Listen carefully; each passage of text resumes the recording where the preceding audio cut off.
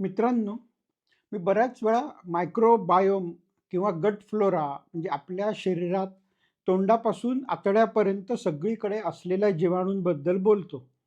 पण बऱ्याच जणांना हे पटत नाही. त्यांना असं वाटतं, की मी धडधाकट आहे, निरोगी आहे, मला काहीही झालेलं नाहीये. म्हणजे तोंडात बघितलं तरी काही प्रॉब्लेम नाहीये आणि तुम्ही कसं म्हणता, की माझ्या अंगात एवढे जीवाणू आहेत. मग ते मित्र जीवाणू आहेत का शत्रू जीवाणू आहेत हा पुढचा मुद्दा. परंतु माझ्या तोंडामध्ये जीवाणू आहेत हे मला पटतच नाहीये. तर त्यांच्यासाठी मी सांगतो, हा एक प्रयोग होता, की जेव्हा मी मेडिकल कॉलेजमध्ये शिकत होतो, तेव्हा आम्हाला समजावून सांगण्यासाठी म्हणून हा प्रयोग केलेला होता. त्यांनी एक कॉटन स्वॅब घेतला. माझ्या तोंडामध्ये तो फिरवला आणि तो एका पेट्री डिश म्हणजे एक अशी डिश असते, ज्याच्यामध्ये बॅक्टेरिया किंवा जीवाणू वाढण्यासाठी एक मटेरियल ठेवलेलं असतं. त्याला आपण अगार-अगार पावडर आणि मग बाकी काही प्रकारचे ब्रॉथ म्हणतो. तर ते ठेवलं आणि मग 1 आठवड्यानंतर जेव्हा आम्ही ते बघितलं, तर त्याच्यामध्ये पूर्ण असे जीवाणू पूर्ण वाढलेले होते.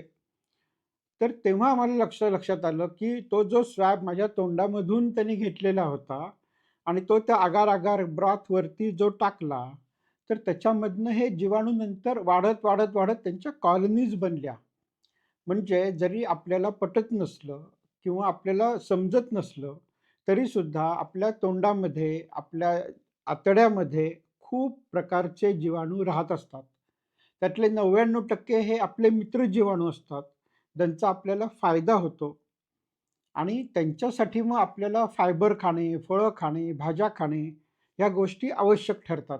आणि त्याचा दुसरा पण मुद्दा असा आहे, की जेव्हा आपण साखर खातो, म्हणजे Cadburyपासून ते कुठलाही गोड पदार्थापर्यंत, तर त्या साखरेमुळे आपल्या तोंडामधले जे बॅक्टेरिया किंवा जीवाणू असतात, ते बदलतात. म्हणजे ते मित्र जीवाणूंपासून शत्रू जीवाणूंकडे त्यांचं वाढ होते आणि मग आपल्याला दात किडणे, गम्स म्हणजे हिरड्या सुजणे, दात लूज होणे, दातात कीड पडणे, हे सगळे प्रकार सुरू होतात.